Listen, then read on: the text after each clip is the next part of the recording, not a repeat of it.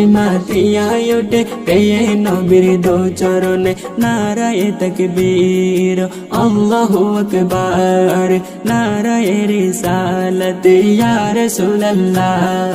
মা আমেনা বলেন সেদিন তিনটি কথা পূর্ব পশ্চিমে কাবার চাঁদে দিয়েছিল দেখা, নবী দিয়েছিল দেখা। মা আমেনা বলেন সেদিন তিনটি কথা পূর্ব পশ্চিমে কাবার চাঁদে দিয়েছিল দেখা, নবী দিয়েছিল দেখা।